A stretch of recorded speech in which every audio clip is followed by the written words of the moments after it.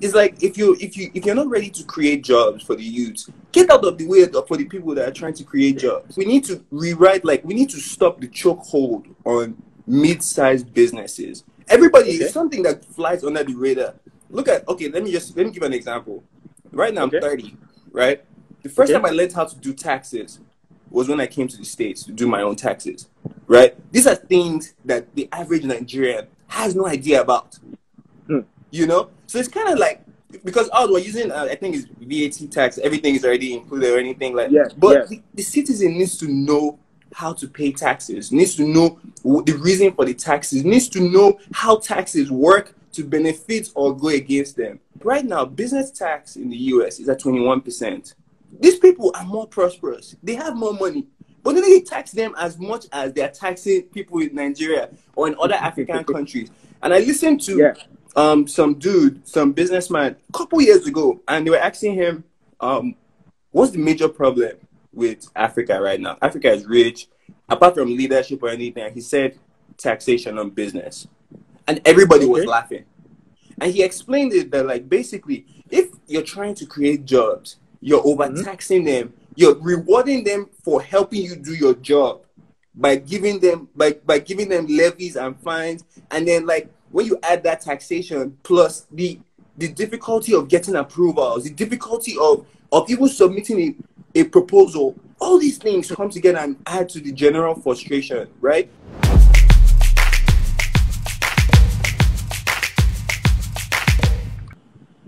Yes, Mr. Bain. Hey, what up, yo?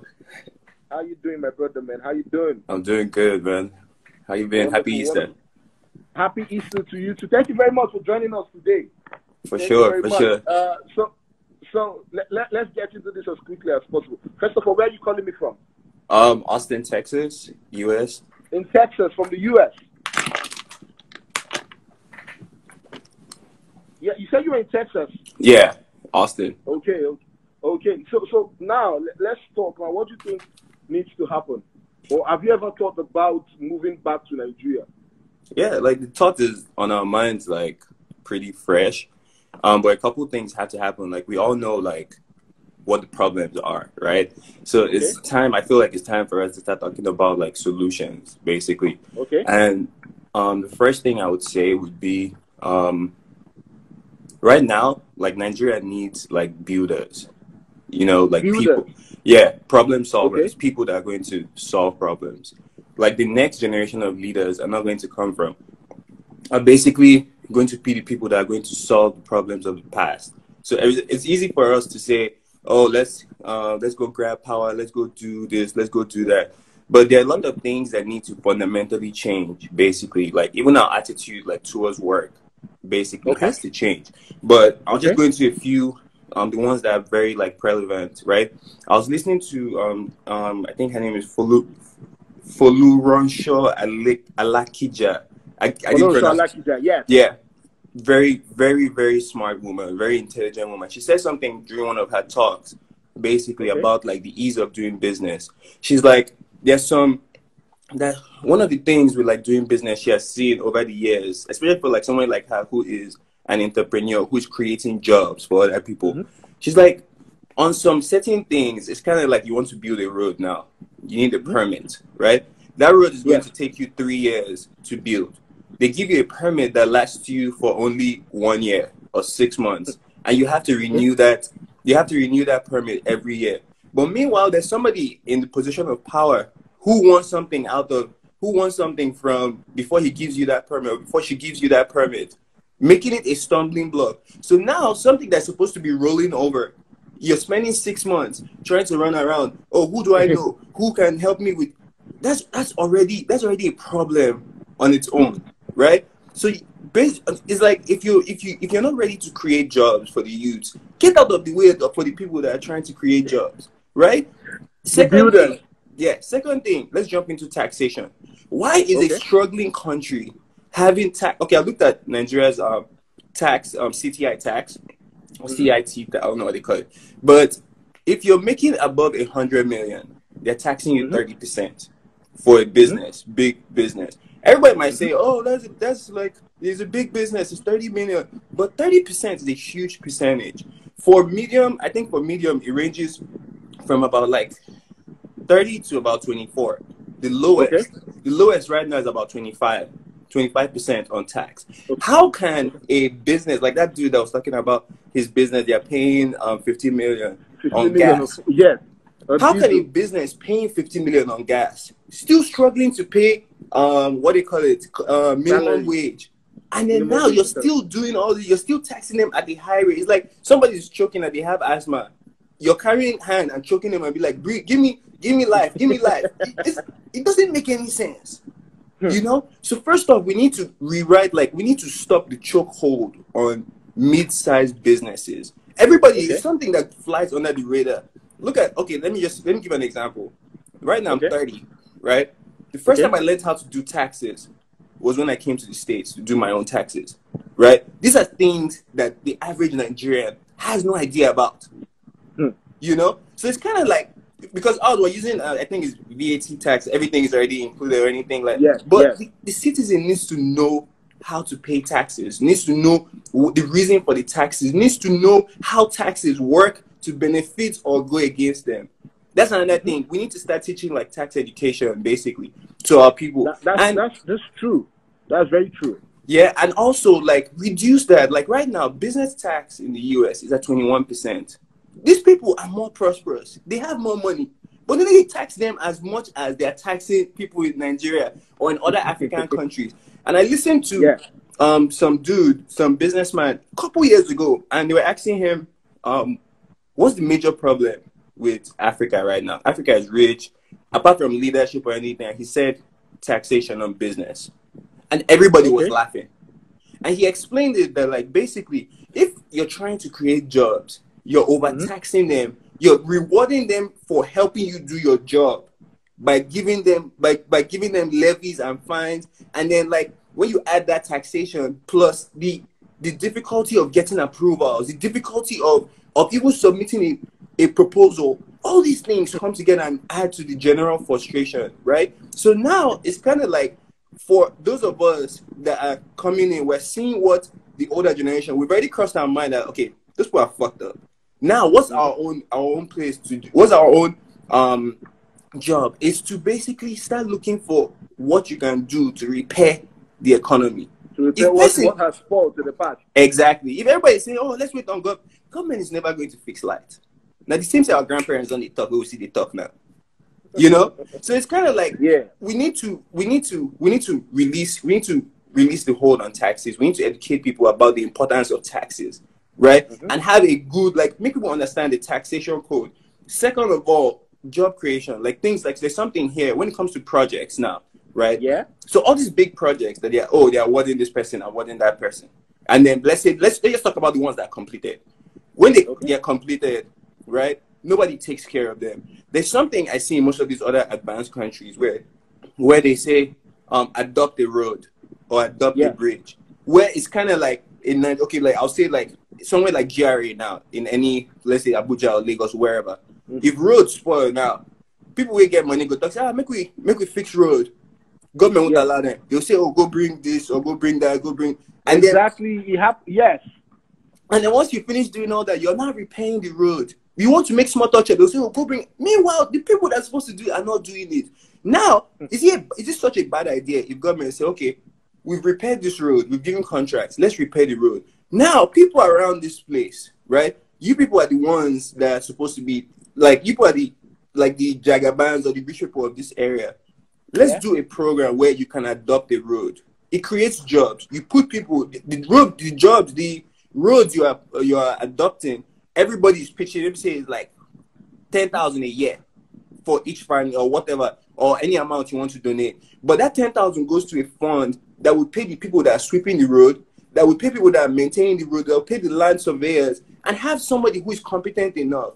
Like it's all this corruption that's eating so bad into the youth. Like I don't want to go off on tangent, but I'll just say things like this, like small things like this could make a huge change. Of course. So I'd like to bring to your attention that we already there's a program like you just mentioned now. There's a program like that. I know President Buhari recently signed an executive order saying companies can take over roads and fix them, and in return they get tax breaks. they get tax breaks. I know, like, I know there's a company, if you know the Apapa, but that Apapa, Lagos, Apapa, Yeah, there's a terrible company road. like fixing that road, and I think they're getting tax breaks in return. So the president has made it easier. So I think in the nearest future, we'll be seeing more companies, you know, taking on government public projects just to help. just to make sure that at least it's a win-win situation. Yeah. You're getting a tax break. Continuity. You know yes, that continuity, because like you said, government cannot do everything. Exactly. Obviously. It's their duty, but the reality is they cannot do everything. And true. If we could get, now we are talking about companies, but we could look at communities do this all the time. Communities do that. They don't wait for now. What's your local government supposed to do? They mobilize people. Do you get? If you wait for local government, the bureaucracy, before you sign this one, sign that one, you go take. That's so I know true. People are beginning to do that. See, hopefully, all these things you've mentioned, this point you've mentioned, they are very, very interesting, and you are on point for every one of them. The one you talked about taxation, the truth is a lot of us don't know, because at the end of the day, they'll tell you, don't worry, tax is taken away from your salary. And nobody's going to ask questions. Say, how much? Why? Where is it going to? Do you get? And again, business is here. They've taken, I know a lot of companies that they'll tell you they are paying into your pension fund. But if you leave that company, when you check your pension fund, they are not doing it at all. Nothing. They are not. So everything cannot be blamed on government. We also need to talk about, like you mentioned, ourselves, our approaches to things and everything. Mr. Bain, thank you very much. I see that you actually wrote a couple of points down. Yeah, I was listening. Yeah, I was listening. I haven't gone over every, but I'll just leave with this last one. All these people that are coming into office, the thing that we need to do now is to not just listen to, we'll do this. Like, let them tell us.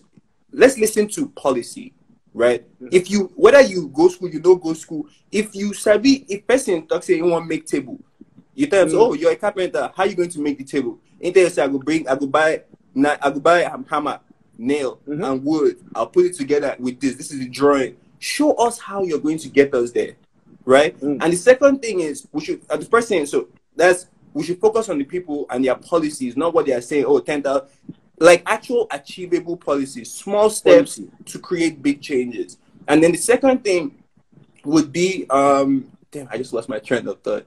But yeah, anyway. But what was I saying again? Yeah, policy. And then the second thing is that, like, we, the youth coming up, like, we are the leaders of today, basically. So we have to start.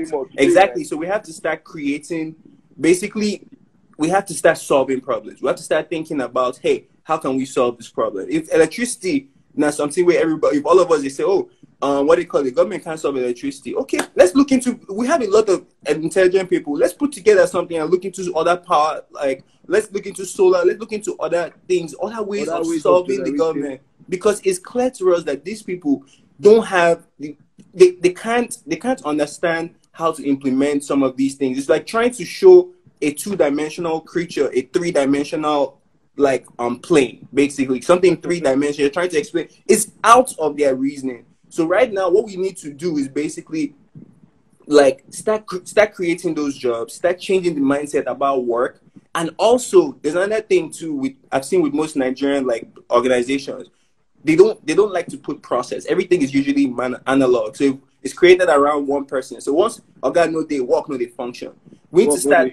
Yeah, we need to start really optimizing most of our businesses for continuity, and also to create like a standard, like focus on training your staff, training your people, training yourself, how to behave to colleagues, how to have integrity, like teach them, show them like what is happening outside the world. And I feel that with a combination of these things, small changes will be happening in small corners of Nigeria until they all like meet at the middle, and that big change that we're all looking for like actually is realized. So I feel like it's realized as well. We will like we're coming. We they come Naija. Nobody say they come, but we're not going. I mean, like there's a lot of things going on, but that's not going to discourage us. As we talk, they pin us for chess, but we see they come. You understand? But anyway, we got help. We did a wait for that. We did. Mr. Bay, thank you very much for speaking with me, man. I really appreciate it. Yes, in sir. fact, I actually took out time and you listed these things. that's really amazing. It shows that at least you get Nigeria matter, you get your head at least, bad as bad. See, this thing you're doing here, this thing you're doing here, you're bringing ideas to like a lot of people, like people that on a normal day, me and them might not even be able to sit down in the same place or even meet up, just because our lives are so different. But you're bringing those ideas, from those ideas spawn other ideas, and that's how a true revolution, like really, like when I say revolution, that'd be one who won't go kill government though. But I'm talking about like a revolution, an intellectual like revolution, the mental revolution. Forward. Yeah. Yes, Mr. Bain, thank you very much. Do stay safe. I really appreciate the fact that you took out time and spoke with me on this, and I know a couple of people understand and agree with what you say. Thank you very much, and stay safe. For sure, for sure. You too, man. Cheers. All right.